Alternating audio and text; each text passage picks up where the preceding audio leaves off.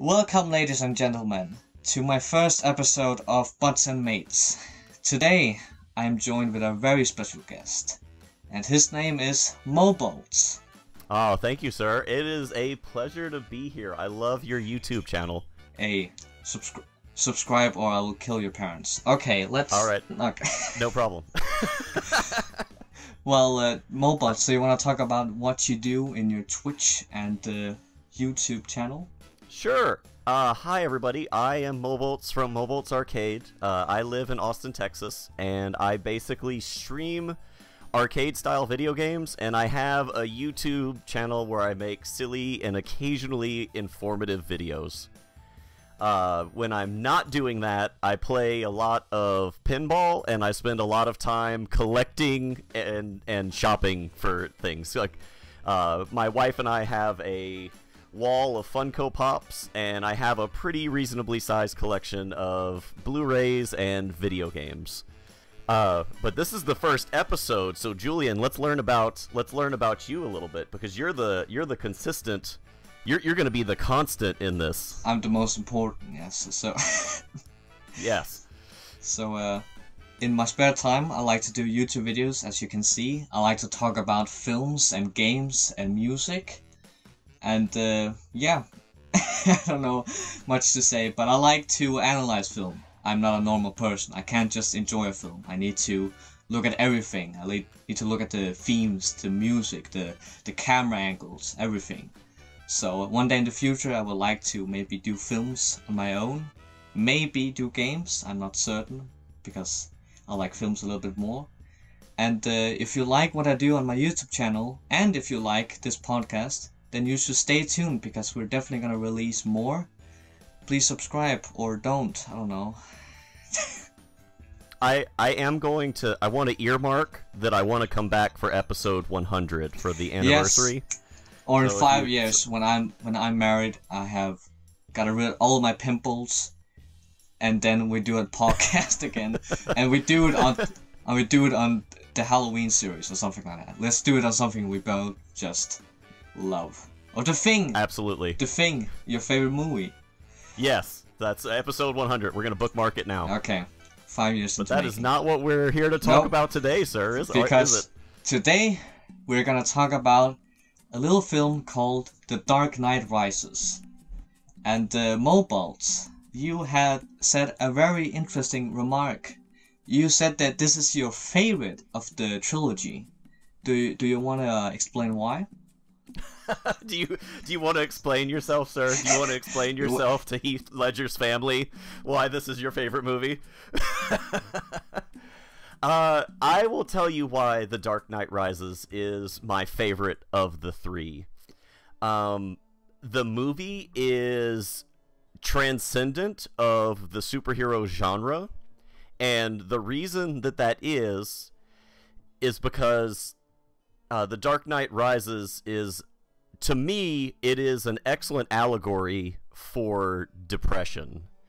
I get goosebumps kind of even just thinking about it, and so basically when we meet Bruce Wayne in the beginning of The Dark Knight Rises, he has shut out the outside world. Nobody has seen him in years. Wayne Manor is completely shuttered and covered in, all of the furniture is covered in dust covers. Because that is just a physical representation of that he has shut the world out. Bruce pushes his only family member away from him in the film. And that's one of the other pillars to me for this movie is the performances. I feel like Michael Caine really sells you on a family member of somebody who is deeply depressed. Alfred comes across in this movie. He is half sad and half frustrated to the point of being short and angry with Bruce in this film. I also feel like in this movie, Bane is the physical manifestation of Bruce's depression. Bruce can, or Bruce and Batman, because they are one and the same at this point. Bruce cannot beat Bane by himself. When Bane comes into Gotham, Bruce straps up his leg and goes and tries to fight Bane, and he is literally broken when he tries to take Bane on by himself. It's very similar to like somebody that is suffering from depression like this, where they're that deep down, like they need the help.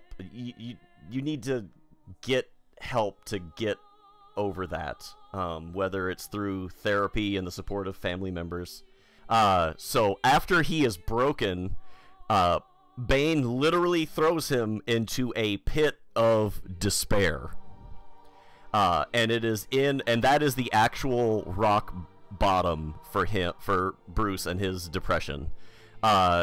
He is in the pit, and it is at that point where the pain of not dealing with his depression outweighs the pain of just living with it. And it's at that point that he starts to develop belief in himself again, and that is represented by him not wearing the rope when he finally makes the jump. He finally believes in him.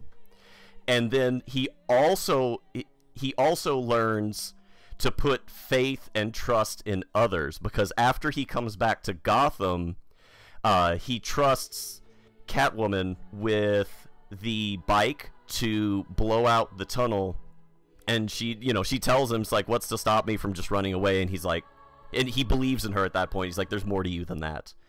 And then he also gives Blake, who I haven't mentioned yet, but he gives Blake the tools to help the Resistance stop the nuclear bomb. So instead of carrying this depression on his shoulders, he is learning to reach out and trust others.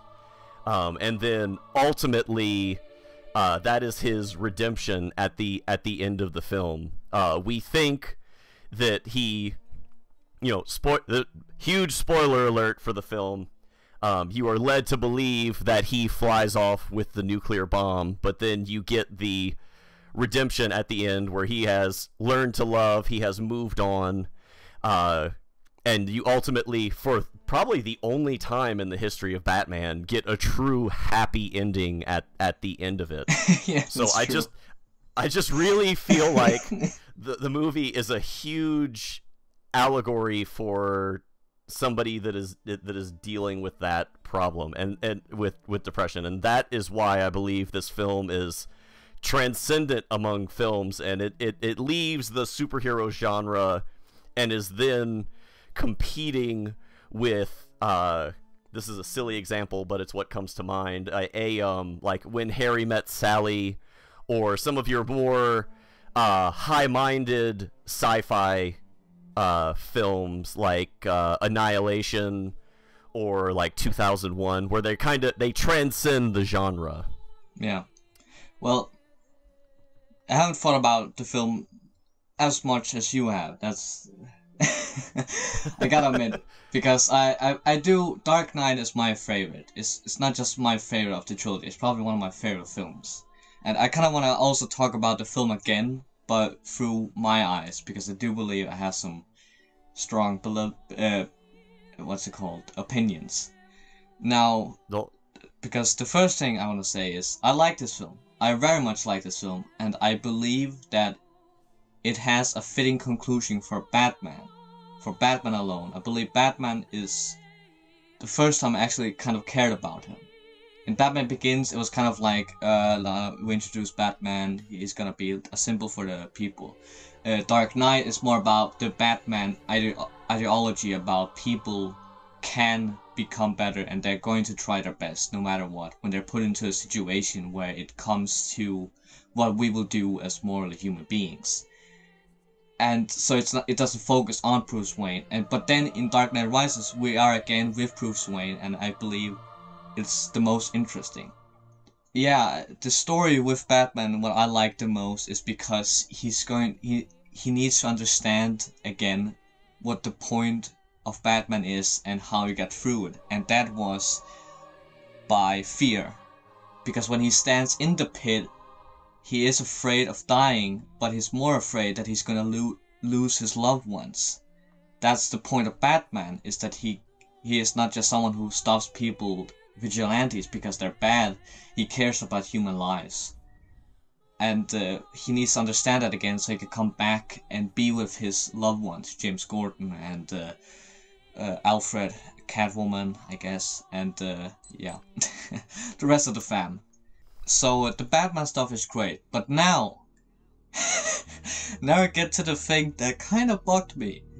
And I wrote down the story, and I kind of want to talk about the negatives first, because I do want to leave this film on a happy note, because I do believe it's good. It's better than bad. So I don't think it makes sense that we ended it on a bad note. So a negative thing I wrote down is the rich versus the poor people was very on the nose. There was this one scene, I wrote it down, where this guy is cleaning a rich guy's shoe, and I was just like, it's so obvious. And Christopher Nolan is very good at writing dialogue. He is. But this was so, like, out of bounds reality, and I felt like, it's so obvious what he's trying to do. In The Dark Knight, it's a lot more subtle, I believe. And it was one thing that kind of bugged me. It was like, yes, rich people are bad. I don't care. I want to watch a Batman film. It's like the Star Wars film when they talk about The Last Jedi. Oh, it's so bad how people, how rich people use bad people. Everything is great. Life sucks, and I guess that's good, but I don't really care. It's a Star Wars film, and this is a Batman film. Batman is an ideology. It's not a political opinion, I believe. I don't feel you can twist them into being a political symbol almost, if that makes sense. Or not Batman. Yeah, that does. But because I have a theory. This film, the main villain was supposed to be the Joker. And because of Heath Ledger's death, they couldn't do that. So what did they do? Let's create another bad guy, Bane. Now, I love Bane. I really do. His plan is bollocks, but if you think about it, can you imagine if Joker, he became like someone that was against like the political party? I can't. That's the thing that kind of annoyed me, because I felt it was fairly obvious. In the end of The Dark Knight, I think we're destined to do this forever. I felt like, okay, it's obvious he's gonna come back as the Joker, and they're gonna be rivaling again in a new form. And then Bane is supposed to be like a political Nazi or something like that. I think it would be hilarious if he just began to make gas chambers for for the rich. Because that was so on the nose that I believe, like, I wouldn't be surprised that he just made gas chambers and just gassed all the rich people. That's how on the nose it was. No, I don't think Nolan would ever go that No. far. If you notice, nobody bleeds in this movie ever, except for Bruce. Bruce gets a little. He gets a little blood on his head when he's in the prison after Bane has literally crushed his skull with his helmet. But yeah. that's the only blood in the movie, so I don't think you would ever see that far. They do a artful job in this film of kind of like they fire rifles at each other, and like some powder packs kind of like pop off, like some powder squibs are on the actor, and then they're just dead. But they did an artful job of keeping this movie PG-13. My point is just that I felt that it was so one-sided. I like if you talk about politics. Have you seen the film Platform?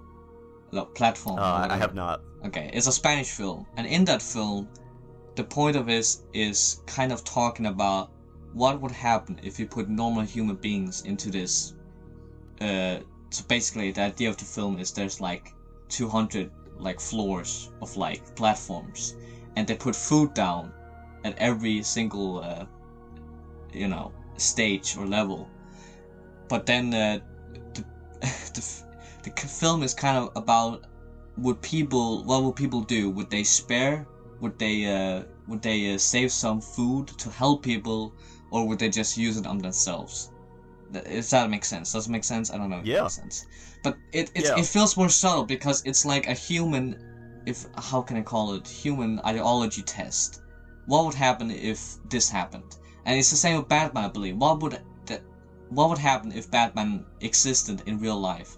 And that's what I believe Nolan tried to do, and he did it very well. But I believe that Batman should be on his own way of morally decision, but political decision I can't see him fit in. What do you think about the political things in this film?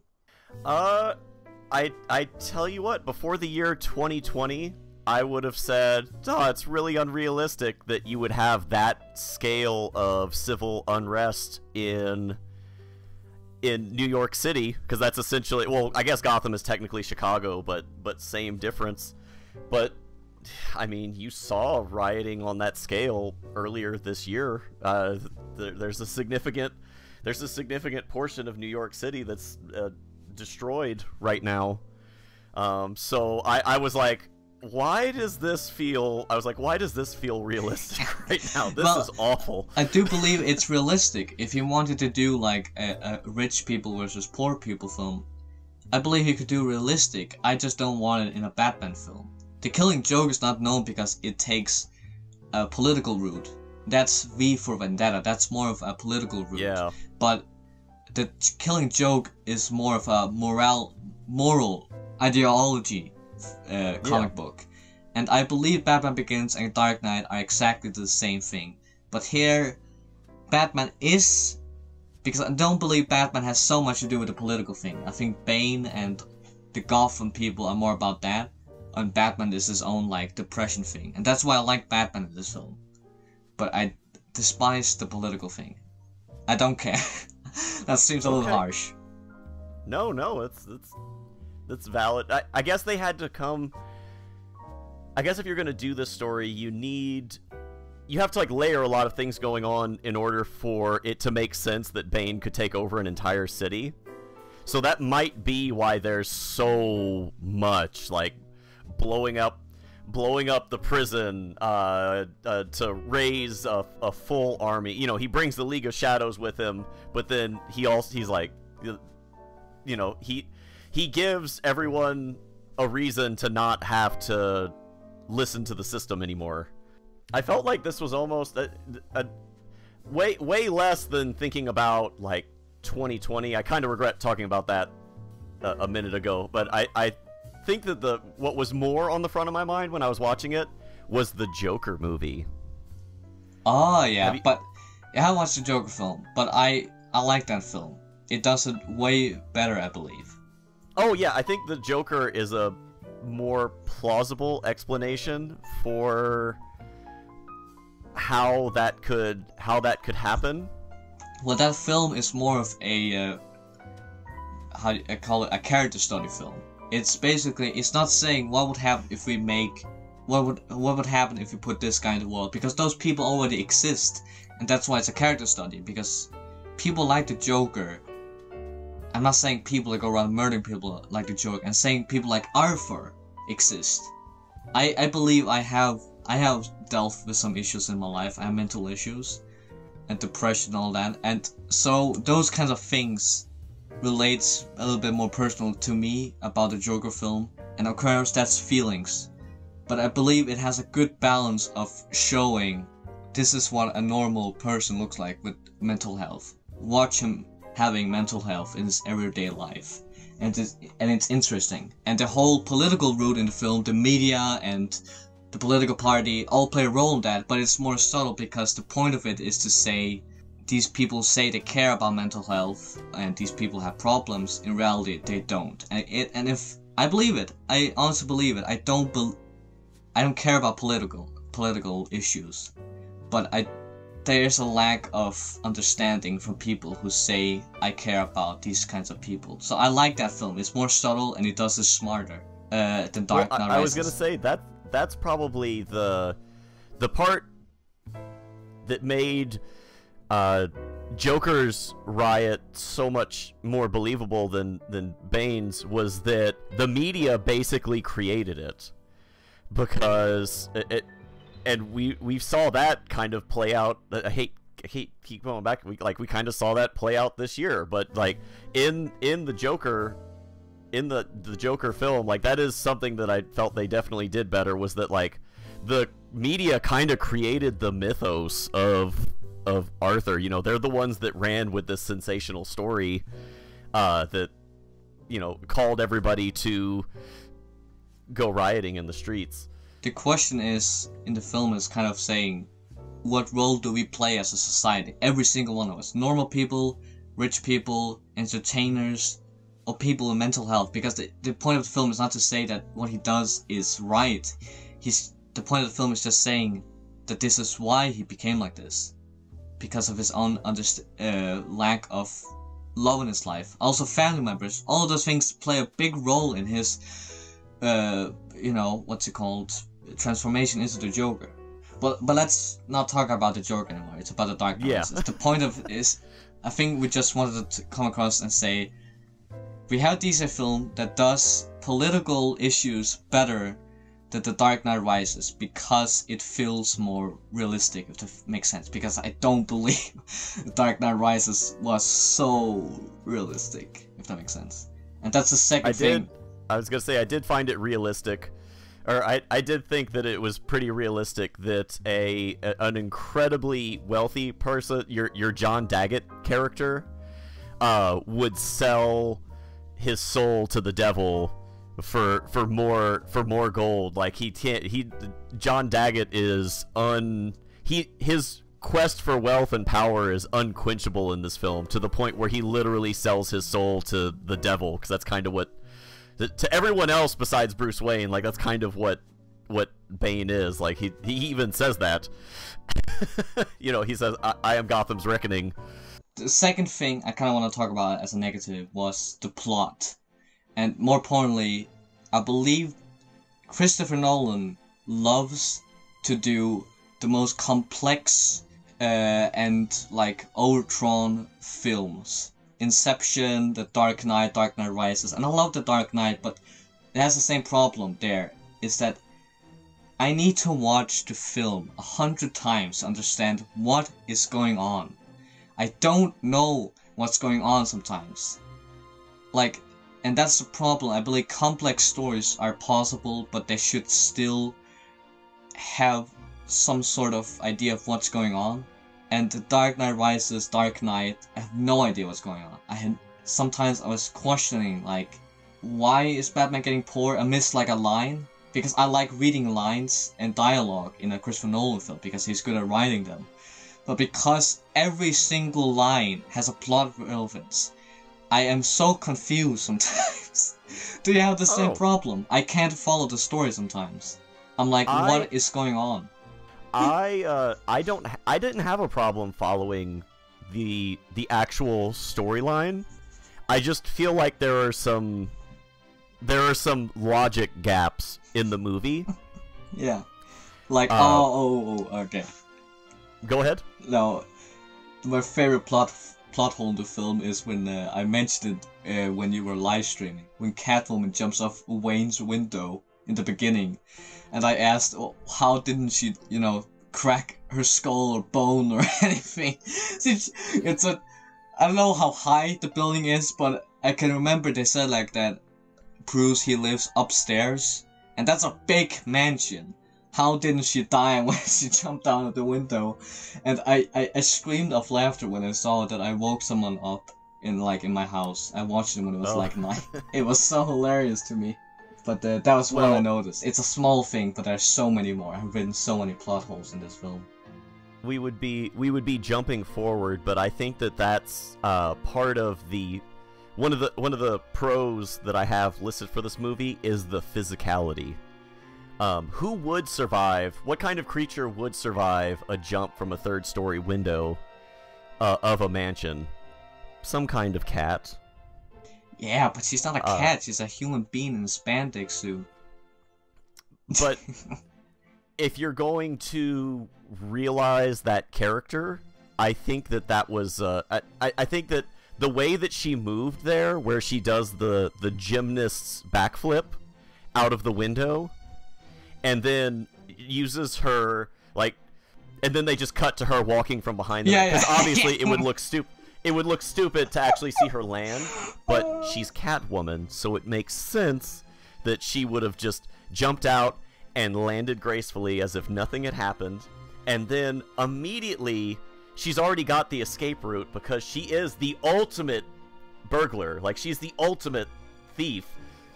Immediately, all of her little maid touches and finishes that she has, the little apron and the collar and all of that, she rips all of that off and then immediately walks into a rich senator's car, and she flips that switch from being Catwoman to back to Selena Kyle. Oh, hey, could I get a ride?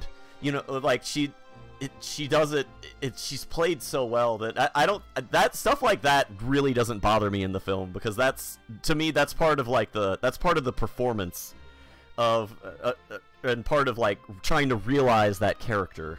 I just think it would be hilarious if you just jumped out, she died, and then the film ended, because they couldn't get the fingerprints of Bruce. So, yeah, that would be true. Hilarious. They don't need Batman.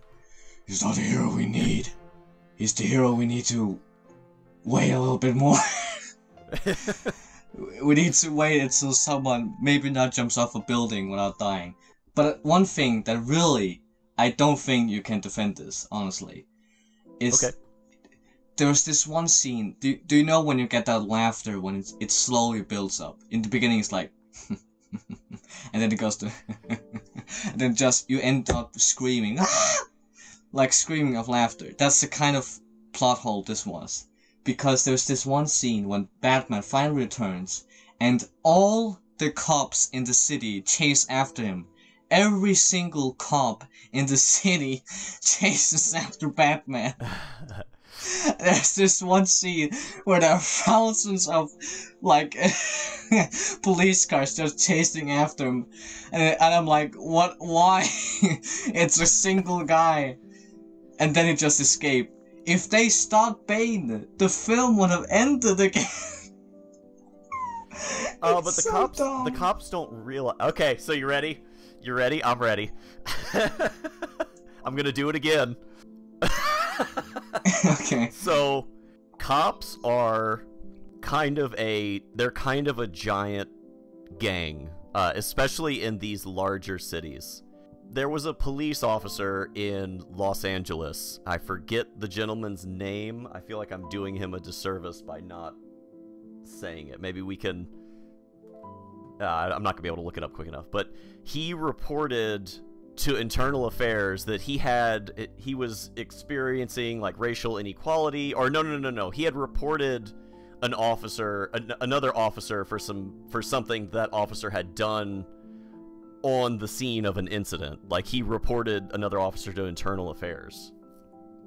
Well, he was ostracized and ultimately fired for that. So he, in turn for that, this actually happened, like it was somewhere in California. He actually, like, kind of, you know, he lost his job, so he went a little bit crazy and actually killed a couple of police officers. When they figured out where that guy was living, there's a video of it where, like, police cars are just coming out of the woodwork, and there's, like, it's exactly like in the Batman film, where they are just coming out from all over the place, and there are hundreds of police officers on scene. And when you hear the gunfire from that, because this video is like from way off in the distance, like bad cell phone footage, they must have shot at him 500 times when he was holed up in a cabin somewhere. So to the police officers' minds, this is the man that killed Harvey Dent. This is the man that killed the most high-profile member of their fraternity. So I actually bought into that, and I also bought into it in that Bruce is rusty as Batman. And so he ends up causing this huge scene, whereas Batman would normally be like cloak and dagger, he's in, he's out. But because he's not quite, he's not all there. So he ends up leading the police. He ends up allowing Bane to escape because he's not the Batman from The Dark Knight at that point. But in Dark Knight, he didn't also go after the Joker right away. I can remember it because in the I don't really want to talk about plot holes because no, I think this is great. I think this is a great back and forth because I can kind of explain where I'm coming from. Well, I believe I'm sure that there are all kinds of people that are siding with you at home that are like, "Who is this guest? Get him off! He's crazy." No, but it's because there's some. It's like in The Last Jedi. People try to defend the film, and they tend to then write the script for the film, which I don't like. The script is what it is. Now you need to use basic logic, and I believe it's still a robbery. It's still a theft. If you like saw someone that murdered someone in the side of the street, I have a hard time that would just stop. No, they would just keep on going after Batman. If just one cop, because there are like 4 cars chasing after Batman, if one just went around and chased after Bane, the film would be over.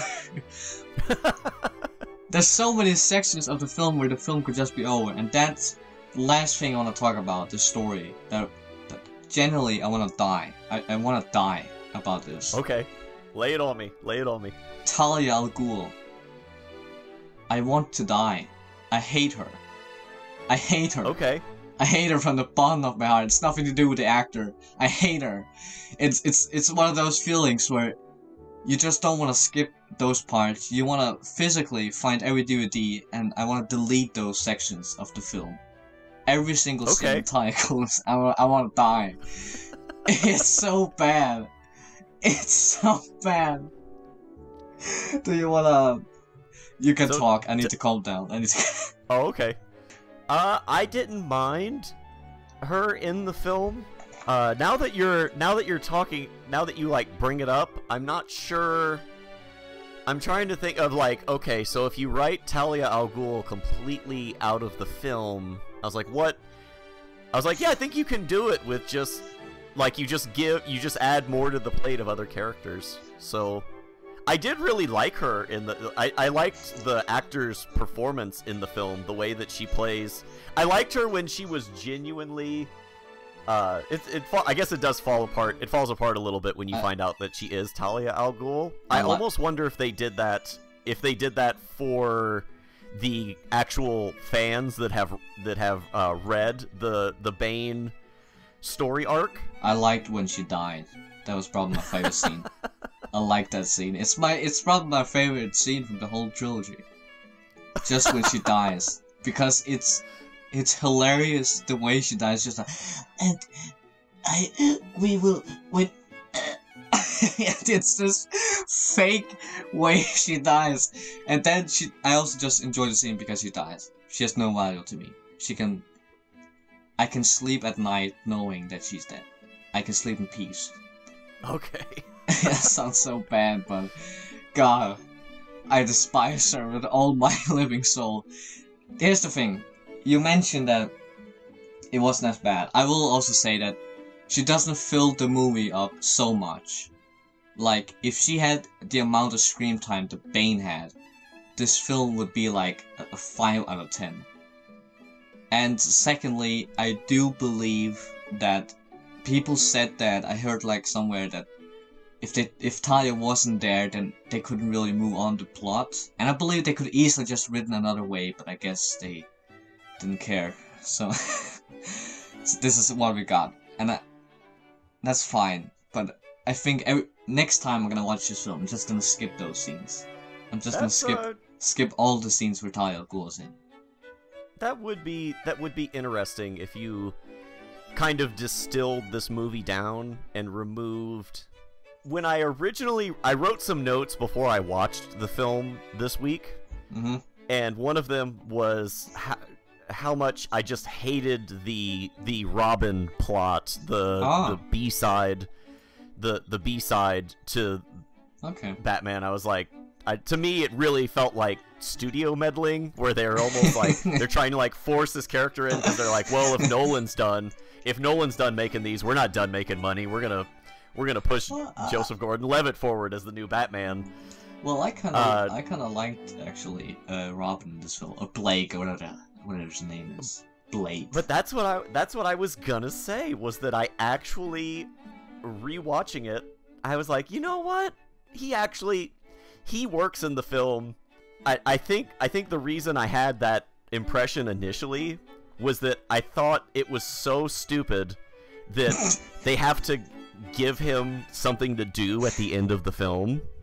And that thing to do is try to escape with a school bus full of orphans from the megaton blast of a bomb, which it's literally impossible in that school bus that they would outrun that explosion.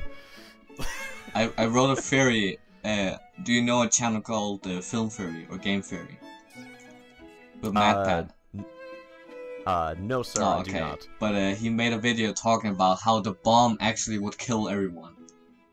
So that's another plot hole, I don't care, but I just thought it was fun to mention. So they're all doomed, no matter what, they're going to die. I kind of want to keep this short, we don't need to talk long about this. The choreography in this film was horrendous. There's not many fight scenes in this film, but when there are, it's horrible. Really? The best one is Bane versus Batman, because you can really feel each punch. And there's also great camera angles, like when they first meet Bane and Batman, the camera kind of shows Batman in like a normal position, but with Bane it's kind of tilted upwards to like show how big he actually is. And his footsteps are a lot, his sound, like the sound of him walking is a lot heavier than Batman's, to just show how no chance Batman has in this situation. So I like that part, but the scene where Catwoman and Batman fight, if you watch the background, no punches land, nothing hits, and it's a small nitpick, but I'm just trying to get all the things out. My last anchor. Wait, I'm trying. When Batman and Catwoman fight, or is it when, like, wait, when do they fight in the movie? It's when Catwoman tries to get like the thing that Blake promised her. She like throws him out of the building, and then he tells her that we don't got the file. And then a bunch of people from Bane come over and try to kill her. Oh, okay. So they're not fighting each other. No, You're talking about yeah, when they're being surrounded by the the mercenaries. Yeah, probably the biggest plot hole in this movie is that all of those mercenaries have assault rifles. Oh, and did they? As a trained firearm owner, I could have shot either one of them from a pretty reasonable distance. Any of the distances in those films, I could have murdered both Batman and Catwoman. They're not only like, they don't only have guns, they're trained killers. They are the members of the League of Shadows. They could kill them so easily. It's like the Batman Arkham Asylum games where they just wait until it's their turn to punch. It's so bad. Oh my. Let's just move on. That's part of Batman though, is that you just have to take guns out of the equation. I think my favorite I know this is a little non sequitur, but I promise I'll bring it back. My favorite explanation in a film for guns not being in the universe is that I think it's called Double Dragon. It's this awful B movie from the 90s. It was based off of it's actually a video game movie with zero tie-in to the actual game. But the explanation is that the gangs in the future agree to not use firearms, and in exchange for that, the police rule the day and the gangs rule the night. So that was how that movie explained guns out of the film, so then everybody can karate chop and fight each other. Yeah, killing time. I looked through it all, and I just have one more bad thing to say, and this is probably... the choreography is probably the smallest nitpick, but this one is a little bit more important, and that is his humor. Did Christopher Nolan make this film? I'm so confused. Did he write or direct or... He directed it. I can tell you that I feel like he was probably given a pretty rough hand when he was originally handed the script for it, because David S. Goyer is one of the writers for... I think he's actually the main credited screenwriter for this film. Okay. You would know David S. Goyer from Blade 3, and he is also the man in charge. It's David S. Goyer and Zack Snyder were the studio heads for the more recent... I believe he helped write it. Oh, God. I'm not 100% on that, but I know that David S. Goyer and Zack Snyder are like you know how you have the Kevin Feige for the Marvel Cinematic Universe? David S. Goyer and Zack Snyder are the Kevin Feige's, Feige? Who, I think it's Feige. Who approved this? I mean, this is a sin. I mean, this is seriously a sin. This is Warner Brothers. Warner Brothers has been off the rails for like 10 years. This is the 11th commandment. Don't kill, don't steal. Don't bring the guy who made Batman v Superman. What's wrong with you? I mean, the film came after Dark Knight Rises, but still. But anyway, that's so bad. That's where Nolan started from. So I would kind of compare, knowing that David S. Goyer is like the main screenwriter for this film. I would compare this to like an episode of Iron Chef, where the Iron Chefs have to take like ramen noodles and make an exquisite like 7-course meal out of it. That's basically the film equivalent of what just happened. The last negative things, now we can finally talk about the positives. The last thing I want to talk about, because I mentioned Christopher Nolan if he wrote this film, because he has dumb humor. He has the worst humor in the world, probably. But I don't believe it's him. I don't believe it's him. Because there's this scene where Catwoman escapes this place when she has given the fingerprints of Bruce Wayne to these guys. And she escapes, and then she goes to this guy and says like something stupid, and then the guy says like, call me. And then there's this... Yeah. And it doesn't... I think there's not that many one-liners in the film, but when there is, legitimately, I want to pull my hair out. It's like in The Dark Knight when there's this fat guy in when they going to when Harvey Dent says he's Batman, and they drive under the place, and this one cop who's driving this truck is saying like, "We be like hot turkeys in dinner down there," or when he says like, when the helicopter gets shot and it goes towards them, they say like, "Oh, that's not good. Oh, that's not good." And it's like... Oh, yeah, in the Dark Knight. Yeah, or like, I didn't sign up for this. That's really not good. Yeah. I want to die. There's so many... I said it a lot, and maybe I should stop, but honestly, he has not good humor. His best humor is with the Joker, probably, because he has such an interesting persona with... He can switch up his personality. But that's the one thing. I think Christopher Nolan has horrible one-liners. The only time... One-liners are only funny when it's so dumb it's genius. I'll be back. That's funny. Everyone likes that. When it's like, call me... Oh, please stop. Please stop. I think if we're gonna raise up the things that aggravate us in this movie, I've already mentioned that they're trying to outrun a nuclear blast in a school bus. But the other, to me, I'll tell you the dumbest moment in the film is when Batman appears for the first time. You were talking about that chase earlier, right? Yeah, and he appears for the first time in the film. I think I know what you're going to say.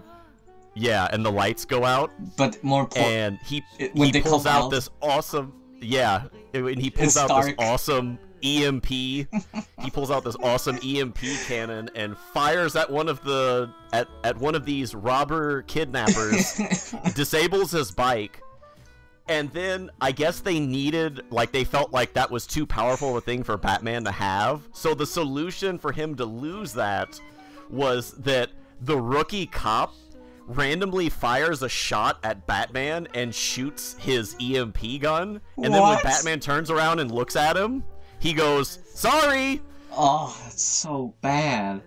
To me, that is like that scene is 4 seconds long at most, and it resonates in my brain as the dumbest thing in the film. There's two things about that scene, that whole section of the scene where they chase, is when, before they go into the tunnel, it's like Pride, it feels like it's about 6 o'clock. They come out, it's dark. And that is like, how long is that tunnel? Is it like 5 hours long? And then the second thing is, when they came out and Batman, he has finally stopped one of them, he takes like their little laptop and it's like 100% complete. He didn't make it. And then there's this scene where he shoots this little truck, and I thought, this feels like a Lego contraction. Like, it feels like a Lego thing. You just push the button and it fails, and then you can do something with it. It felt so cartoony to me that he could just shoot and then ramp. Let's go Houdini out of here. Whee! Yeah. It was realistically, he would have just put a hole in that truck. Yeah! No, but he could also just... Oh, that's so dumb. Okay. But it's really cool. It felt... honestly, I have had so many Lego contraptions in my life. And that felt like you push a small button, poof! Let's... now there's a ramp, take your car and swing it back, whee! I think that they were married, because I think the correct answer for that, right, would be that the bat, the mobile bat, picks him up and carries. You know, it does like the it does like that escape that he does when he extradites in the Dark Knight, where he like the balloon goes up and then the plane like grabs him and I forget the gentleman's name, but the guy that he needs to extradite from Hong Kong. I feel like it would have been more appropriate if the bat had just like picked up Batman and the motorcycle and like flown off. But I think they were really married to the idea of that visual of all of Gotham City PD converging on Batman, and then they have the, you know, he retreats into the alleyway and then they're like, oh, we got him now, and you get that awesome VTOL sound effect from when the bat fires up. Oh my god, that sounds so good. I think they were like, we're not getting rid of that, so we're gonna have Batman do this ramp thing instead. Now, I think I have talked all about the bad thing. Before you move on, I just want to say Tyler is stupid. Now let's talk about the positives. Let's talk. Absolutely. Now, I wrote down here in the story section, I have talked about the Batman story was good. And then I wrote down Bane here, and I said, even though I don't like his plan, I think Bane was a very good replacement of Heath Ledger's Joker. I was very worried that he couldn't replace him, if that makes sense. Or like people could forget him. But I believe firmly that he's going to go down as a memorable villain. And that's mainly because that I believe Christopher Nolan understands how to make good dialogue, memorable dialogue, and also stupid voices. Because even though how many people give like slack on how Christian Bale sounds like a 40-year-old grandma smoking, but it still is like, you remember it. Where's Rachel? You remember that voice. Or Joker. You remember Heath Ledger's Joker, like, I want to show you. Oh, absolutely. Ta-da! And it's gone. Sorry, I can do the voice. And then Bane. You merely adopted the dark. I was born in it. Raised by. I didn't see the light until blinded me. He does that thing, blinded me. I don't know what happened to his voice box. It's probably my favorite line from him, where it just goes from talking normally. I didn't see the light until it blinded me. Such a good line. It was big shout outs to the sound engineer department in this movie, because everything feels great. You're bringing that scene up. One thing that I definitely wanted to bring up was I rolled it into physicality. You can tell in the first 10 seconds of Batman's fight with Bane that he is going to lose. But we have to strap in, because this is going to be a really ugly, drawn out fight. You can tell just from the sound that Batman is going all out on Bane, and it doesn't matter. Bane is easily handling him. He's giving him 60. Bane is maybe applying himself 60%, and just easily has Batman handled in that. It's such a hard scene. There's no music. It's just their punches. It's just physically torture. You just hear that, and it's this great fear, I believe, because no one wants to see Batman die. I don't want to see him die, but that's what's happening in this scene, and it's great. I love that scene. It's probably I don't think it's my favorite scene, but it does justice for the comic, because I read some Bane comics, and I love Bane in the comics, because the whole idea about him is to say, like, how do we make a big tough guy interesting? Well, what about if we make him intellectual? Because all of these big bad guys like Clayface and Solomon Grundy, they're all just, you know, big tough guys, but they're idiots. They're just goons. But Bane is like totally brains and brawn, and that's what makes him so terrifying in the comics.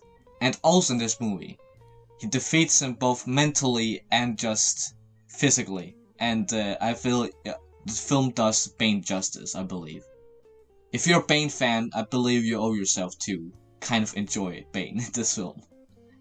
Oh, he's fantastic. I love Bane. I think I gave him like a 7.5, because I do believe his plan about politics and all that, rich versus poor, I don't really care. But it's fine, because the way when he talks about Gotham, the city is yours. I love that scene, because just how he delivers it. It's memorable, but his plan's still stupid. But I love it. He knows how to manipulate the masses. He had it all planned. He had it all planned out. And then I guess just the only convenience in that scene is that Jim Gordon went into the sewers, and they happened to bring him to Bane instead of just murdering him, thinking he was another cop. And then Bane found Jim Gordon's letter. Oh yeah. How did they find his letter? Oh, wait. Well, they searched him after they beat him up. Yeah. I just felt like plot hole, but nah. But there's also this scene where like it's when he talks to Batman in the Lazarus pit. He has totally crushed his body, and now it's time for the mentally absolutely horrible thing about just seeing his city die. And again, it feels very powerful, because Bane is not interested in seeing Batman totally broken. Not to die just. He wants him to experience the thing he has experienced, because he doesn't believe that he has the capability of escaping that pit, and that he can come out of his depression, if you may say. And yeah, he is convinced that he has completely broken him, and there is no way that he would ever be able to get out. And he wants to make sure that he suffers as much as possible. I thought that line was so powerful. And then the best line in the film hits. Go ahead. Where he just says, I bet we're... And then, when Gotham is ashes, you have my permission to die. That's such a good line. I love it. We're really close. I'm on the other side of that conversation where I think that... Oh no, I just lost it. Hold on. Oh. I wonder what would break first. When he tells him, when Bruce says, "Why didn't you kill me?" He says, "Why didn't you kill me?" And he's like, "You're welcome, Death.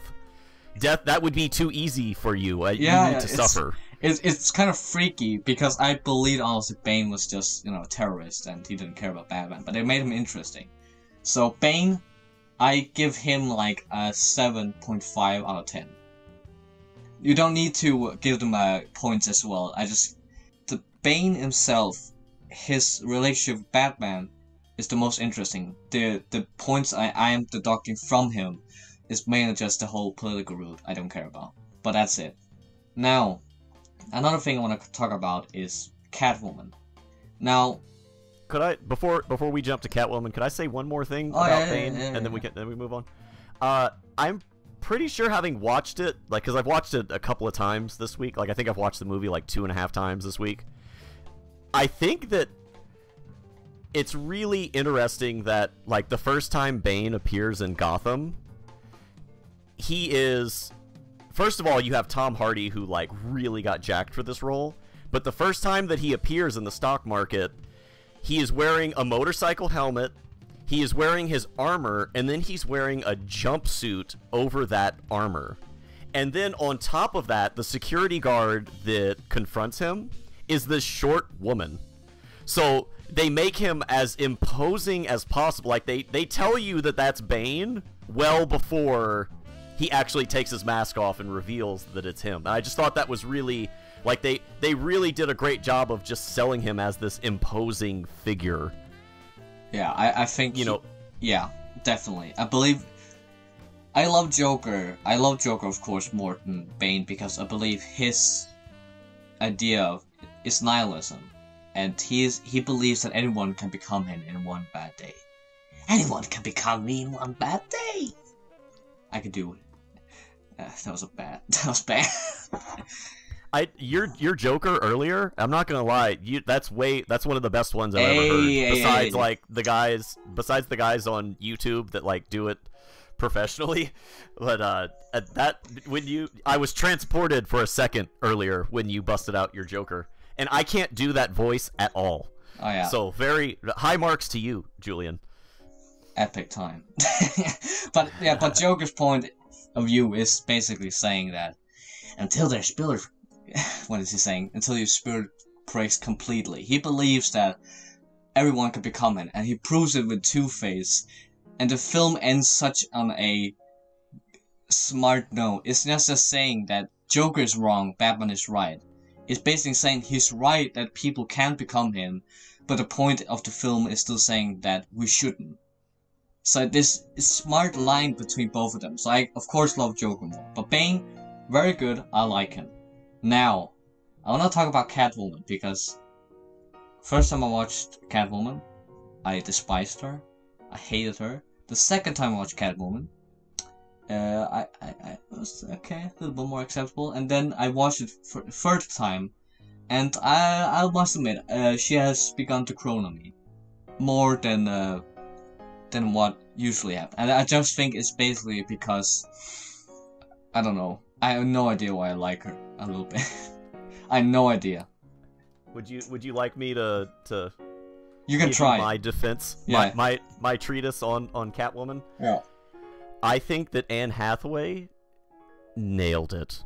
I think that she was perfect in the role. I think she was pretty much perfectly written for, like, if you're going to do Catwoman in any movie. This movie could have been more fantastical, and it still would have been, her performance still would have been so strong. I want to go back to the first time she appears in the film, and she meets Bruce in the West Wing of Wayne Manor. She walks in, and she's just kind of prattling around, playing innocent, like looking at, you know, they're showing you all the things that she's looking at, and then he fires the arrow and scares her, and she immediately, you know, she plays the scared, coy, "Oh my god, oh, I'm so sorry, oh my goodness, oh, your fingernails aren't long, you're so cute," like, she doesn't say you're so cute, but she's like, you look nothing like what they say you do. And then Bruce Wayne is not, because he's still Batman, even though he hasn't been Batman. He's still mentally sharp. That's the important takeaway from the beginning of the film, is that he's still mentally sharp.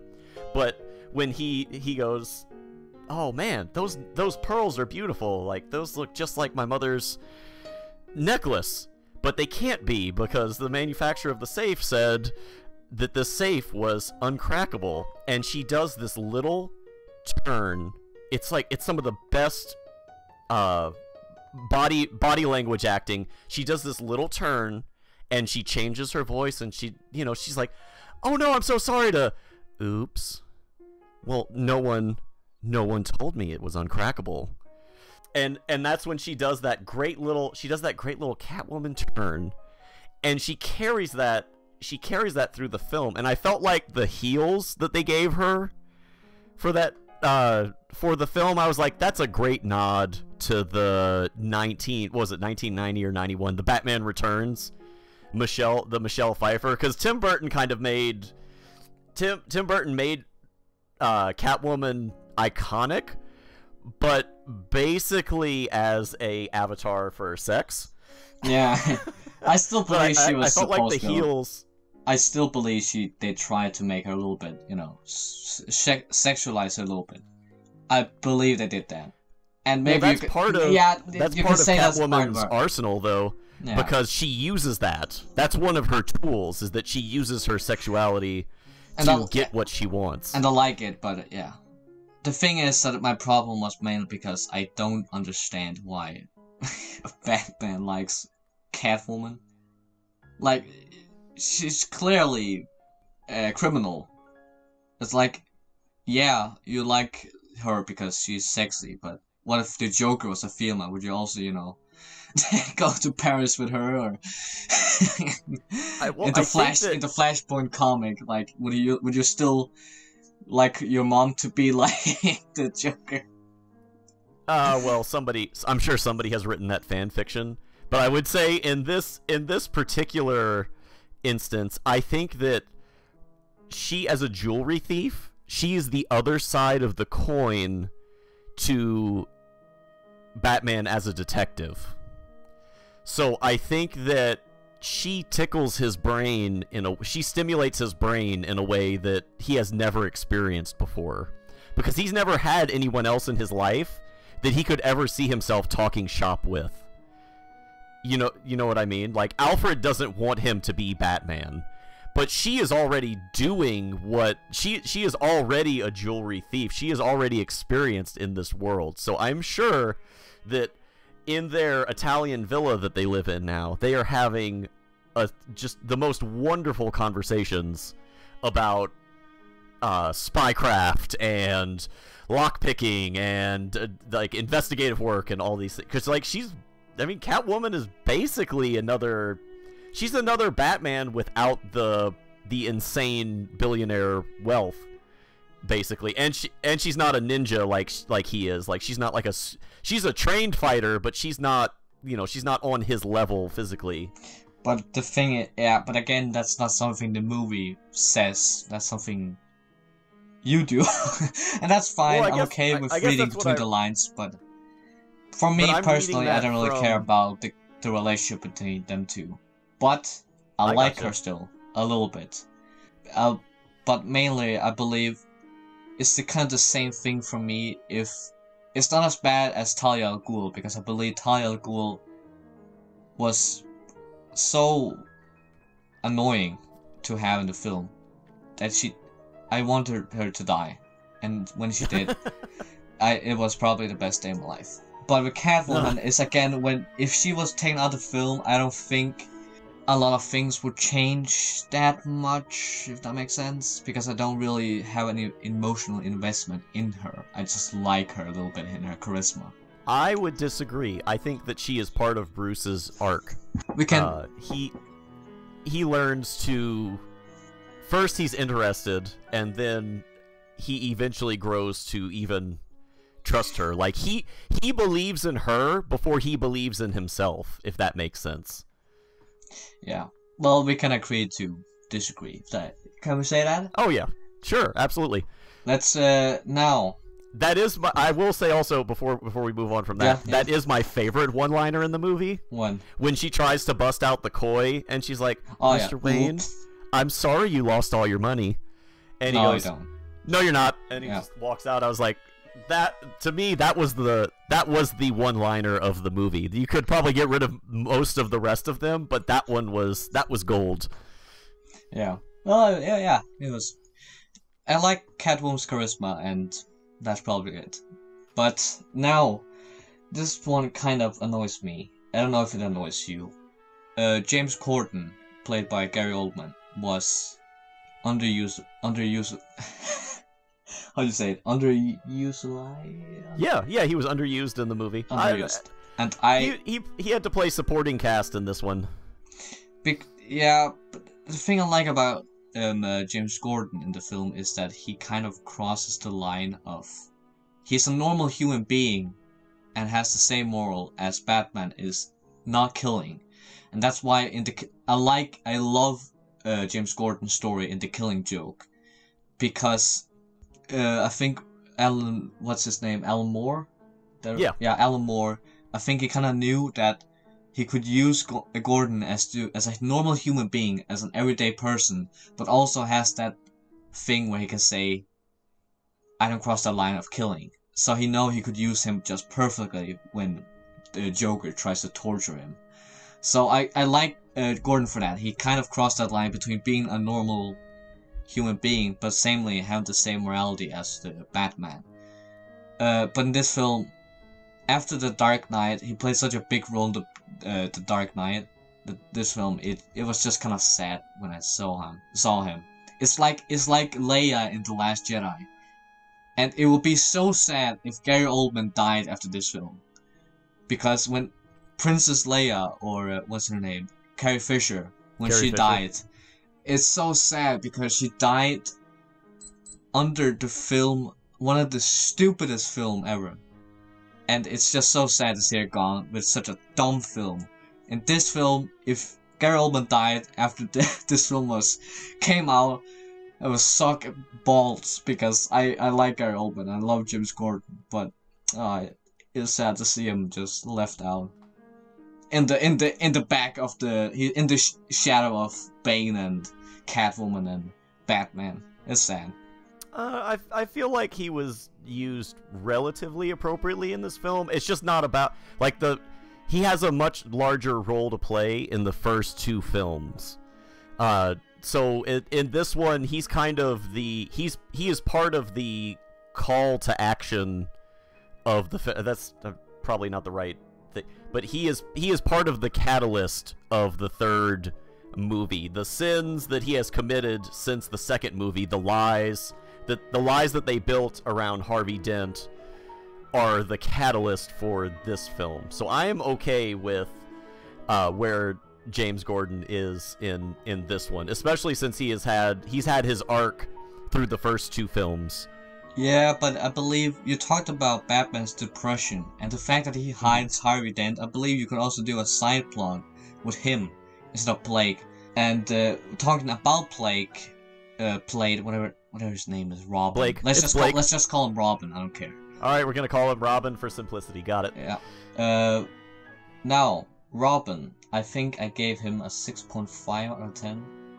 I think he was better than Catwoman. The only thing that annoys me a lot about him is the fact that he guesses Batman's identity because of a feeling. That was so dumb. Like, I hate it. Because yeah, that was really stupid. Because it was like, don't you think there would be like thousands of people trying to research Batman? Who is he? And because like Hugo Strange in the Arkham City, I don't like Arkham City, but at least how he finds out who Batman is like explained in an audio file where he tries to mask out all his psychiatrists and his thermal research into it. And it's okay, that makes sense. But Blake is just a random guy. He's just a normal guy that there's an orphan. Apparently orphans are geniuses. They can just figure out who is Batman and who is Robin. That's the gift of being an orphan. You can just guess who the Batman is. That is probably the biggest plot convenience in the movie. So dumb. Hate it. Well, I would like actually if Batman tried to make Blake into Robin. Like he sees like Robin's line of duty out there, and he cares about stopping people without doing anything bad, like crossing that line of murder. And it would be cool to see, like, if, you know, Bruce feels like he can't do this anymore, he needs to recruit someone else, but he still go out there in the end because he wanna, you know, protect the city while it lasts. And then he trains them in the wild. That would be cooler, because it's so annoying just seeing Blake just being a cop in the whole film. It would be so cool if he had like a slow transformation into Robin. Or am I just talking nonsense? I think I am with you. I think that it would have worked a lot better if Blake figured it out for some reason, or even if when Bruce comes back to Gotham, remember how I was talking about he learns to trust people? If he would have said something that Blake had said to Bruce Wayne to let him know that he was Batman, that would have worked better for the for Batman's arc, and it would have it wouldn't have pulled you out of the film so much, where like Blake just figures out, he just knows that Bruce Wayne is Batman. Yeah, but I also don't believe Blake is that bad, because Catwoman has charisma, but I believe Blake, I like him because he's a normal human being, and that kind of is the point of also Batman, that everyone can have the mask, and that's why I believe Batman picks him. And so that's the thing I like, is that he acts very normal, but he has that, you know, line of he doesn't want to kill. And I also just believe that I very much like the actor. I don't know his name. I saw him in Inception. I love him. I want to marry him. It's Joseph Gordon-Levitt. Okay, I want his babies. I love him. Okay. It's merely just because I love his voice. He has such, it's like, now I'm just sounding like horribly misplaced what I'm saying, but I freaking love his acting. Your love for him is only matched by my love for Tom Hardy Bane. I love Tom Hardy also, but I believe just Tom Hardy. Let me rephrase that. Tom Hardy in general. Oh yeah. He's an handsome man, but But... let's not talk about boys anymore. I think Robin is decent. I think he did his job. Catwoman had more charisma. I believe Blake had a little bit more of a part in the role, but he doesn't have as much charisma. Does that make sense? I believe Blake fits more in the story than Catwoman does, but Catwoman has more charisma. Now, I don't think I have more characters, actually. One thing I forgot to mention, actually, that I very much love is the music in this film. And I love the music in all the film, like the Joker's like violin that plays in like a sharp, I think it's a D minor or something like. No, I think it's a B. No, it plays in a D and a C, yeah. And it's this very haunting noise because he's a chaotic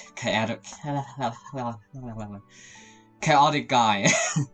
And with Bane, there's this little detail. I don't know if you notice, but his theme is actually the music for the League of Shadows in Batman Begins, when Batman trains Bruce. The same kind of chant goes on, and I very much like that detail, that they kind of show like early in the film that actually Bane is a member of the League of Shadows just by the music. Another thing I also very much like is Catwoman music, because she has this kind of pizzicato music, and this very the piano, the piano keys, the da-da-da. Yeah, because it was very much like a I think there's this very old 80s song that's also called like something about a cat. I can't remember, but it has that kind of same feeling, like she's sneaky, she is you know, she's smart like that. I don't know if that makes sense. I just love the music in this film. You can guess who Bane is by the music, and you can guess how her personality is, Catwoman, by her music. So that's cool. I would say sound. If this movie won best sound design at the Oscars that year, I wouldn't have been surprised. I feel like the sound is like top level, like as good as you can do it, from the score to the actual sound mix of the film. I would say that it is up there with the best of the best. I wrote down here, like, I wrote down some things about the beginning of the film, but frankly, when I think about it, I don't care that much, because it's the ending, I believe, we should really end like the podcast on, because I believe the ending is like, it's a mixed bag, if you know what I'm saying. I have met a lot of people that said they hate it. I met some people that said I love it. I met some people say I don't care. I think it was decent. What do you think? The ending is the third act is the weakest part of the film, because that's where, if you're gonna have a part where logic kind of derails you getting into the tension, like that's one thing that I think is like a hallmark of Christopher Nolan films, is that by the end of the third act he has ramped the tension up to 9, and then he holds it there and only ramps the tension up to 10 at the end of the once he hits the third act, it generally ramps up to a 10. But that's kind of to me, that's a hallmark of Nolan films, is that the tension is held so high through the whole movie that he does like Spielberg, where he's not really concerned about continuity and everything making 100% sense, as long as you're like, he's like barnstorming, taking you along for this ride. So I think that, but I do think that the weakest part of the film is actually the third act. Okay. Well, I think about it, and I can't remember when the third act begins. I believe it's when he escapes the Lazarus pit, right? Yeah, when he crawls out of the pit. Yeah, and when the whole city is now just kind of succumbed to how it's been, Gotham. I believe that's when the third act begins, and all the way through that, I believe I hate the whole Talia al Ghul thing as a story. I don't care. I wanted to I just skip through it. But the whole sacrifice, I like it. That's what I have written down here. And also, I kinda like the whole Robin thing when he becomes like the new Batman. I kinda like it. And then finally, when when Bruce, he's at like this coffee shop with his loved one. That's a nice ending. I believe it wraps up Batman and Bruce in a nice way. I'm gonna have a moment of honesty with you here, Julian. I cried the first time when I saw it in the theater. I was so happy for Batman I was so happy for Bruce at the end of that movie. I don't think I happy cried that much. I think I began to cry a little bit when Alfred, when you just see his face. He's a great actor, by the way, the one who plays Alfred. I can't remember the name. Michael Caine. Yeah, I love him. And he has just best voice and everything. He's a phenomenal actor. And he just sits there and he's just so sad that he couldn't, be with the last minutes with Batman or Bruce. It's so sad. I want to die every time. Like, no, don't put me through this. And then when he finally looks at Batman or Bruce, I keep saying it mixed up. It's the same person. Who cares? When Alfred, he looks at Bruce in that coffee shop with Catwoman, and you just see his smile. You just know he made it. He made it. He's happy. Yes. He was so good. Michael Caine's performance in that exact moment when he sees Bruce at the coffee shop, I feel like they shouldn't have even shown that Bruce and Selina were there. They could have just shown Alfred do the double take, and he's so convincing in that scene. I feel like they should have cut to credits right there, because that look, that performance, like, Batman's alive. Like, that's, 100% before it even cuts to show you, 100% that Bruce made it out from that moment. Just from that performance by Michael Caine. He's so strong in this film. I would have if we had to wrap up, I would have wanted to bring up Michael Caine really quickly, because I felt like he was incredible in all 3 films. But like I mentioned at the very beginning of the podcast, he's so good at caring but being frustrated with him, and that felt so real. His interactions with Bruce when Bruce is getting ready to put the cowl back on, like, he loves him so much that he was willing to tell him about Rachel's letter to hurt him. He was so desperate for Bruce to not go back out. He was willing to hurt Bruce, and he knew what that meant for his relationship with him.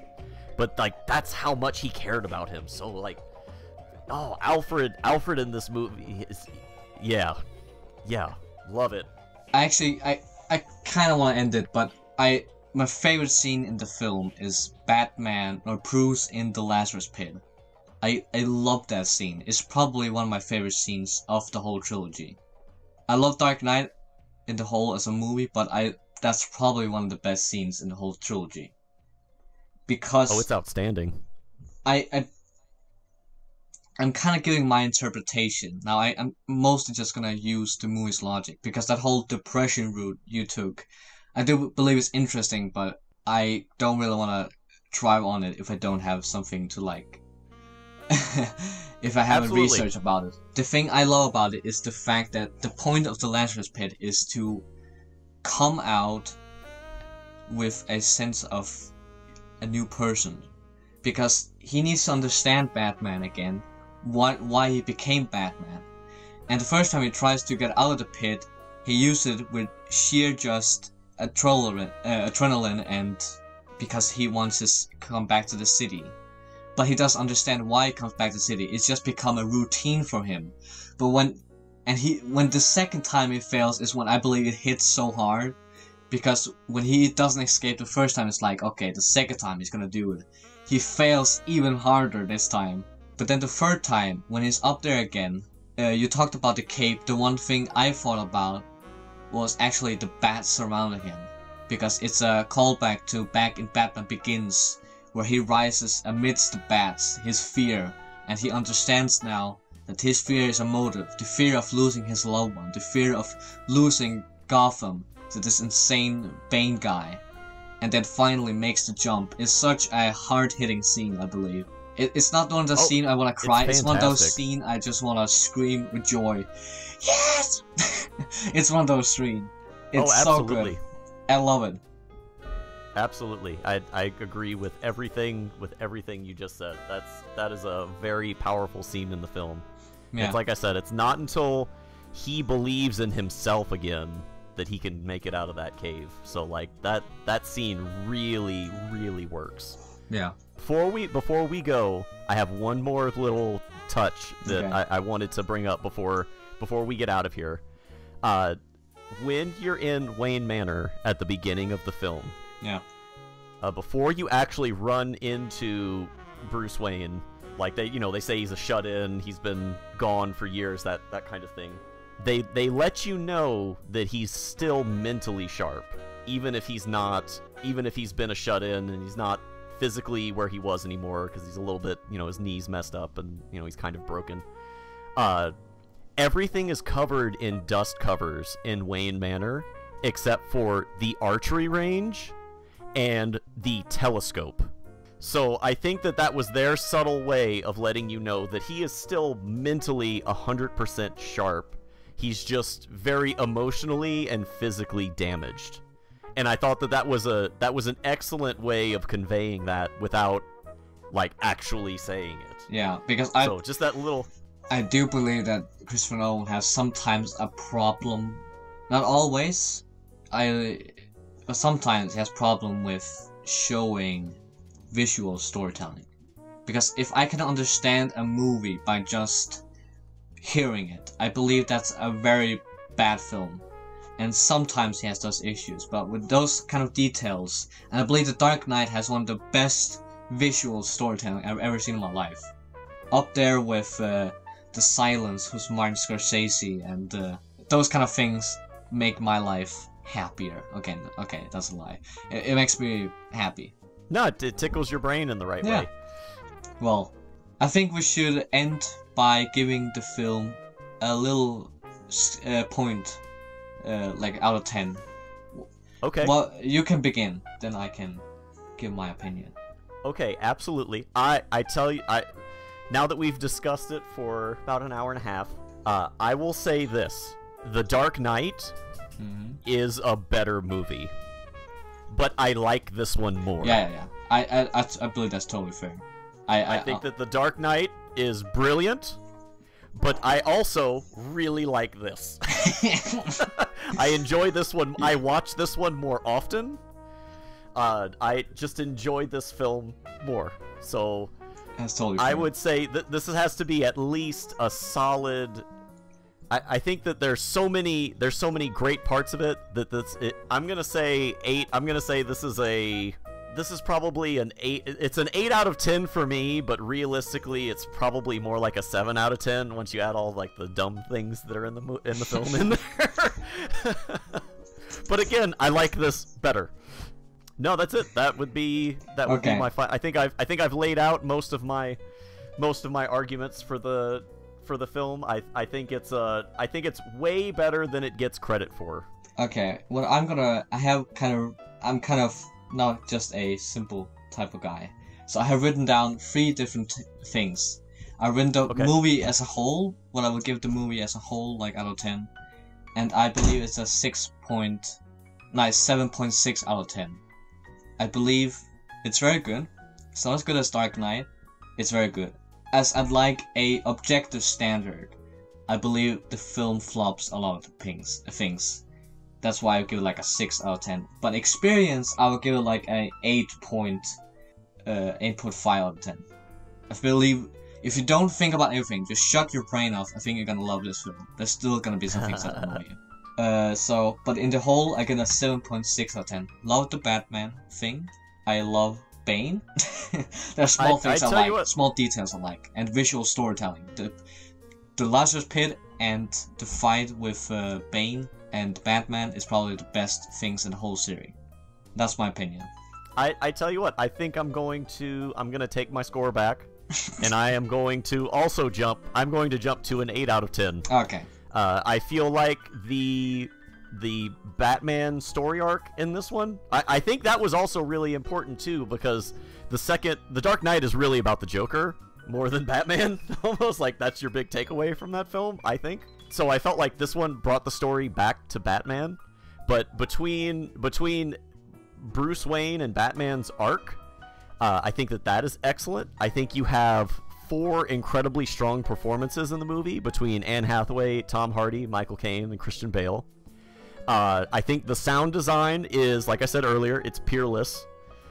And I think that the actual most of the physicality of the movie is excellent. You buy Bane as this like unstoppable force. The way that Catwoman moves, the way that like there's so many great little interactions in the film that I feel like it really works on a lot of levels. So I'm going to say 8 out of 10. Okay, I think I'm gonna end this with, would I recommend this film? I would say yes. Of course, not just watch it. I believe you should watch Batman Begins, Dark Knight, and you should watch Dark Knight Rises with a little bit of grain of salt. You should not watch it believing this is gonna be the Dark Knight. It's not gonna have that same intensity, I believe. I don't believe it's a disappointment. I don't believe it's a horrible film. I believe it's a fitting conclusion. Not a perfect one, it's a fitting conclusion. And you should watch it, definitely. That's probably all. There's not a lot of things to say now. I completely agree with you. Obviously, I would recommend the film. I would say I think that Nolan's entire trilogy, it definitely works. It is a great set of films. But yeah, go back and watch The Dark Knight Rises. I feel like it works on a lot of levels that people won't pick up on like the first go through. Go into this film expecting the stupidest character ever and some small stupid things, and enjoy the film. Because if it's way better than that. No. I'm just saying that, like, because when people, some people, I'm not gonna make people think that this is Citizen Kane, and I don't want people to think this is Dark Knight. I want people to think that this is best thing we got.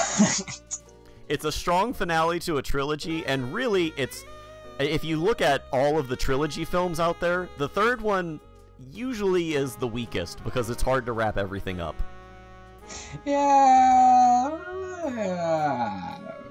Think about Return of the Jedi. Even The Last Crusade, which is probably the best one, like as far as like ending a trilogy, but they basically just made the first movie again. Return of the King, Two Towers is the best movie. How to Train Your Dragon 3 was probably a lot better than the second one. That's a small nitpick, but I'll say the film works only as a trilogy, but if you just watch it randomly one day, I believe it's very hard to enjoy. I need to watch the two first films to enjoy this film. I believe The Dark Knight works totally on its own.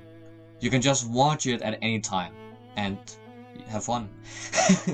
But I believe we both said our piece. We have honestly praised this. We have taken every little nitpick of this film, and I believe we have given a fitting score and a fitting end to this video. We've given it the attention it deserves. Yep. So go watch the trilogy. Go watch The Dark Knight Rises. I would recommend it. And most importantly, go and subscribe to Mobolts' Twitch channel. It's amazing. I love it. He just too kind. He just streams kind of late, but you know.